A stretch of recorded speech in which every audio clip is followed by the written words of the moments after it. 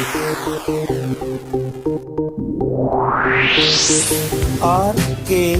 स्वागत है दोस्तों आपका एक बार फिर से हमारे YouTube चैनल RKB कैंफी वीडियोस में। कक्षा 11 का हमारा चैप्टर चला हुआ है, तीसरा चैप्टर आवर्त सारणी, जिसमें हमने आपको बहुत सारी वीडियो प्रस्तुत कर दी हैं, जिसमें कि आवर्त सारणी के निर्माण की और उसकी आवर्तिता प्रदर्शित करने वाले कुछ गुणों के बारे में जानकारी प्रस्तुत की गई थी। उसी क्रम में आज फिर हम आपके लिए एक नई वीडियो लेकर आए हैं, जिसमें अगला आवर्ती गुण आपके सामने प्रस्तुत किया जाता है और वो है इलेक्ट्रॉन बंधुता या इलेक्ट्रॉन एफिनिटी। यह टॉपिक आपको एक अन्य नाम से भी मिल सकता है, जिसको कहा जा सकता है electron gain enthalpy. Electron gain enthalpy भी इसको कहा जाता है और यह होता है इलेक्ट्रॉन लब्धि ऊर्जा। लब्धि ऊर्जा और गेन मतलब लाभ प्राप्त करना। तो नाम से ही आपको अब इसकी परिभाषा प्राप्त हो गई होगी, जानकारी हो गई होगी। इलेक्ट्रॉन बंधुता, इलेक्ट्रॉन गेन एंथैल्पी। पहले हम इलेक्ट्रॉन गेन एंथैल्पी को लेकर चल लेते हैं, उसके बाद इलेक्ट्रॉन बंधुता को ले लेंगे।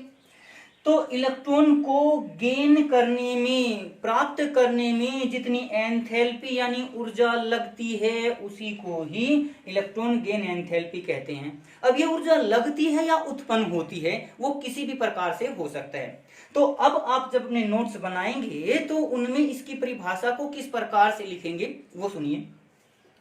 किसी परमाणु द्वारा इलेक्ट्रॉन को ग्रहण करने पर ऊर्जा परिवर्तन, जो ऊर्जा परिवर्तन होता है उसे ही इलेक्ट्रॉन गेन एंथैल्पी, इलेक्ट्रॉन लब्धि ऊर्जा कहते हैं। इलेक्ट्रॉन ग्रहण करने पर ऊर्जा परिवर्तन, अगर ऊर्जा ग्रहण की जाती है, ऊर्जा की आवश्यकता होती है, तो वो मान होता है माइनस का और निकाली जाती है तो होता है प्लस का। तो अब यहां पर थोड़ा सा चिन्ह का आपको ध्यान रखना है। दो बातें हैं, इलेक्ट्रॉन बंधुता भी यही है कि किसी परमाणु में इलेक्ट्रॉन डालने पर जितनी ऊर्जा उत्पन्न होती है उसे इलेक्ट्रॉन बंधुता कहते हैं, या जितनी ऊर्जा ग्रहण की जाती है, आवश्यकता होती है, उसे ही इलेक्ट्रॉन बंधुता कहते हैं। इलेक्ट्रॉन बंधुता को प्रदर्शित करते हैं EA से और इलेक्ट्रॉन गेन एंथैल्पी को प्रदर्शित करते हैं डेल्टा EGH से। और जो EA होता है वो सदैव माइनस होता है डेल्टा EGH। यानी हम एक बात कह सकते हैं कि इलेक्ट्रॉन बंधुता और इलेक्ट्रॉन गेन एंथैल्पी, इलेक्ट्रॉन लब्धि ऊर्जा, दोनों के आंकिक मान समान होंगे, लेकिन उनका चिन्ह अलग अलग होता है। अगर एक का चिन्ह प्लस का है तो दूसरे का चिन्ह माइनस का होता है। आंकिक मान दोनों के समान होंगे, बस केवल ये फर्क होता है, इतना ही अंतर इनमें होता है और कुछ नहीं। अब यहां पर जो इलेक्ट्रॉन गेन एंथैल्पी है, हम उसको लेकर चलते हैं। इलेक्ट्रॉन बंधुता के बजाय इलेक्ट्रॉन लब्धि ऊर्जा के बारे में हम आपको व्याख्या लेकर चलेंगे, तो उसका नेगेटिव चिन्ह ही आप लोग इलेक्ट्रॉन बंधुता को मानकर चल सकते हैं। तो फिर से लेकर चलेंगे कि किसी भी परमाणु में अगर इलेक्ट्रॉन ग्रहण किया जाता है तो ग्रहण करने पर वह ऋणायन का निर्माण कर देता है और यहाँ पर कुछ ऊर्जा की आवश्यकता होती है, जो यहाँ पर एनर्जी E के रूप में हम इसको लिख सकते हैं। वो ग्रहण भी की जा सकती है और उत्पन्न भी की जा सकती है। तो इस प्रकार से जो ऊर्जा परिवर्तन हुआ उसी को ही इलेक्ट्रॉन लब्धि ऊर्जा कहते हैं।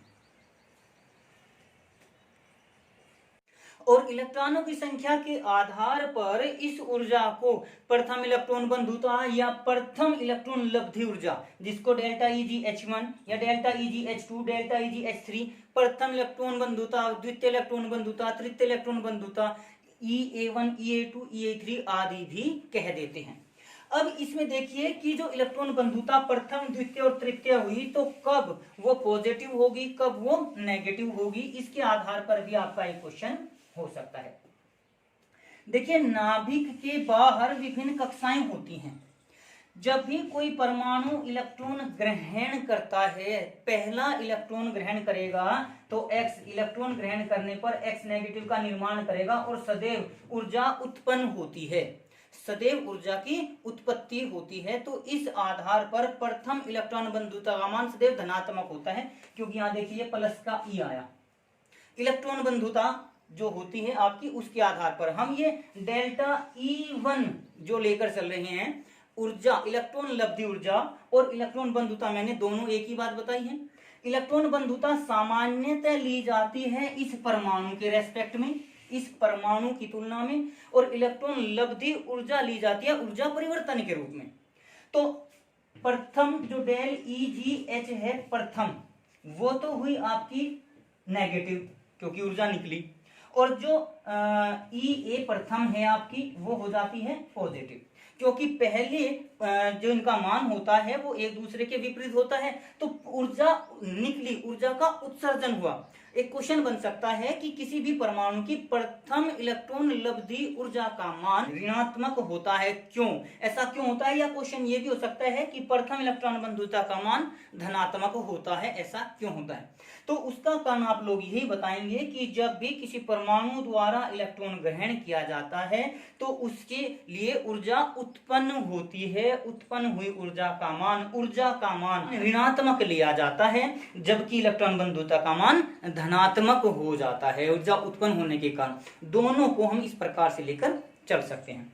अब इसके पश्चात आपका मान आता है द्वितीय इलेक्ट्रॉन बंधुता का। सेकंड ये जो इलेक्ट्रॉन बंधुता होती है E2, इसको हम लिख सकते हैं, उसका मान नेगेटिव होता है, या कह सकते हैं डेल्टा EgH2 का मान पॉजिटिव होता है। ऐसा क्यों होता है? अब यहां देखिए, जैसे ही हमने ये एक परमाणु के द्वारा पहला इलेक्ट्रॉन ग्रहण कर दिया तो यहाँ ये नेगेटिव चार्ज इस पर आ गया।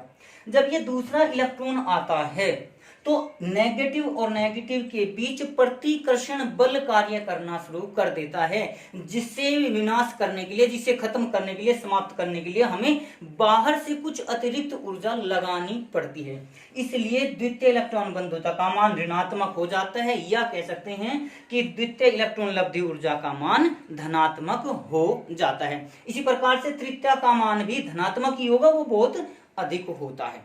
तो यहाँ पर हमारे दो क्वेश्चन तैयार हो गए कि प्रथम इलेक्ट्रॉन लब्धि ऊर्जा या इलेक्ट्रॉन बंधुता का मान ऋणात्मक और धनात्मक, खास करके इन चिन्ह पर आपको ध्यान रखना है, और ये ध्यान रखना है कि वो इलेक्ट्रॉन बंधुता पूछ रहा है या फिर इलेक्ट्रॉन लब्धि ऊर्जा पूछ रहा है। और इसी के साथ साथ आप एक दूसरी समीकरण, जिस प्रकार से यहाँ ये पहली समीकरण लिखी हुई है, आप एक x नेगेटिव के साथ जब इलेक्ट्रॉन को एंटर कराएंगे तो x2 नेगेटिव भी लिख सकते हैं, और यहाँ पर आपका माइनस डेल E2 के रूप में आप इसको लिख सकते हैं। यहाँ पर प्लस का मतलब है कि ऊर्जा उत्पन्न हुई, और माइनस का मतलब है कि ऊर्जा ग्रहण की गई। तो आप यहाँ से ये सब पॉइंट लेकर चल सकते हैं कि कब ऊर्जा अवशोषित होती है, कब ऊर्जा उत्सर्जित होती है। इसके लिए आप इन बिंदुओं को लेकर चल सकते हैं।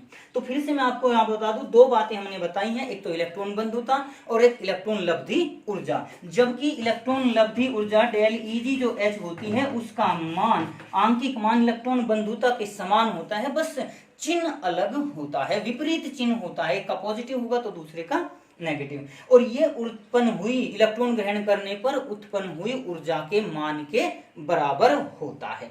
अब ये तो इसकी परिभाषा हो गई, लेकिन अब अगर हम इसका ट्रेंड लेकर चलें आवर्तिता में, यानी आवर्त सारणी में इसका क्या प्रभाव होता है। आवर्त सारणी में जब भी हम किसी आवर्त में चलते हैं लेफ्ट टू राइट, या चलते हैं वर्ग में अप टू डाउन, तो जैसे कि हमने पिछली वीडियोस में इस आवर्त सारणी की जितनी भी वीडियो हमने आपको प्रस्तुत की हैं, उन सभी में हमने आपको बताया है कि जितने भी आवर्ती गुण हैं इन सभी को एक बिंदु से प्रभावी नाभिकीय आवेश से संबंधित कर लीजिए। वो आपको फिर से याद दिला दूं कि आवर्त में बाएं से दाएं चलने पर प्रभावी नाभिकीय आवेश इंक्रीज होता है, बढ़ता है, जबकि अप टू डाउन जाने पर यह डिक्रीज होता है। प्रभावी नाभिकीय आवेश की बात कर रहा हूं फिलहाल। अब देखिए, जैसे ही नाभिक पर हमने कोई इलेक्ट्रॉन आकर्षित किया, परमाणु ने इलेक्ट्रॉन ग्रहण किया, तो इन दोनों के बीच लगने वाला बल ही इस जो दूरी से इलेक्ट्रॉन आता है उसके साथ कार्य अर्थात ऊर्जा में परिणित हो जाता है, ऊर्जा में परिवर्तित हो जाता है। अब यदि देखा जाए तो W अनुक्रमानुपाती F यानी उत्पन्न हुई ऊर्जा बल के अनुक्रमानुपाती होती है, और बल से हमारा यहाँ तात्पर्य प्रभावी नाभिकीय आवेश से है। तो सीधे रूप में हम कह सकते हैं कि जो डेल्टा EgH है, इलेक्ट्रॉन बंधुता है, वो अनुक्रमानुपाती हो जाती है किसके, हमारे प्रभावी नाभिकीय आवेश के। तो अगर हम किसी आवर्त में बाएं से दाएं देखें तो बाएं से दाएं चलने पर प्रभावी नाभिकीय आवेश बढ़ता है। तो इस आधार पर हम कह सकते हैं कि जो इलेक्ट्रॉन लब्धि ऊर्जा है उसका मान भी बढ़ेगा। और जबकि वर्ग में ऊपर से नीचे जाने पर प्रभावी नाभिकीय आवेश घटता है, इसी कारण से इलेक्ट्रॉन बंधुता या इलेक्ट्रॉन लब्धि ऊर्जा का मान भी घटेगा। तो आवर्त में बाएं से दाएं चलने पर क्या प्रभाव होता है, वर्ग में ऊपर से नीचे जाने पर क्या प्रभाव होता है, दोनों आप लोग अच्छी प्रकार से समझ गए होंगे। आगे भी जितनी भी आपके ये आवर्ती गुण है, मैं आप लोग को पहले पिछली वीडियो में भी कह चुका हूं कि इन सभी को प्रभावी नाभिकीय आवेश से संबंधित कर लीजिए और प्रभावी नाभिकीय आवेश को ही याद कीजिए। बस एक चीज याद कीजिए, बाकी सब उससे संबंधित करके अपनी तैयारी कर सकते हैं।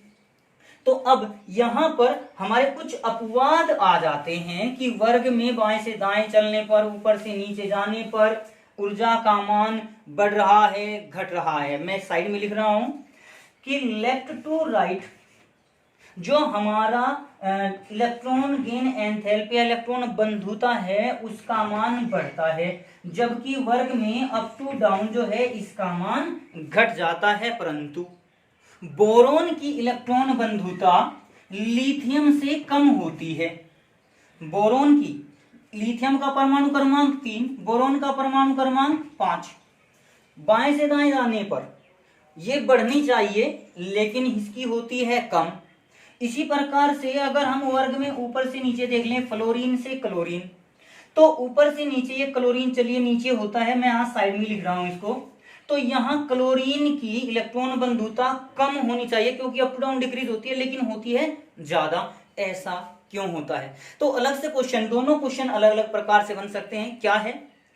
लिथियम और बोरोन एक ही आवर्त में उपस्थित हैं, परमाणु क्रमांक 3 और 5 है, तो लिथियम की इलेक्ट्रॉन बंधुता बोरोन से अधिक होती है या बोरोन की इलेक्ट्रॉन बंधुता लिथियम से कम होती है। ऐसा क्यों होता है? इसी प्रकार से फ्लोरीन और क्लोरीन के भी एक ही वर्ग में उपस्थित होने के बावजूद, एक ही वर्ग में उपस्थित होने के बावजूद क्लोरीन जो कि नीचे उपस्थित है उसकी इलेक्ट्रॉन बंधुता फ्लोरीन से अधिक होती है, जबकि होनी चाहिए कम। तो अब हम इन दोनों क्वेश्चन का विस्तार पूर्वक वर्णन लेकर चलते हैं। देखिए, लिथियम का इलेक्ट्रॉनिक विन्यास लिखिए 1s2 2s1, बोरोन का लिखिए 1s2 2s2। अब यहां पर इसके आधार पर अगर देखा जाए तो देखिए यहां पर 2 कक्षाएं हैं, यहां 3 कक्षाएं हैं।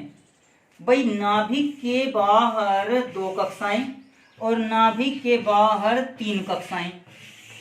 3 कक्षाएं होने पर दूरी बढ़ गई, दूरी बढ़ी तो दूरी बढ़ने पर बल क्या होगा? बल कम हो जाता है।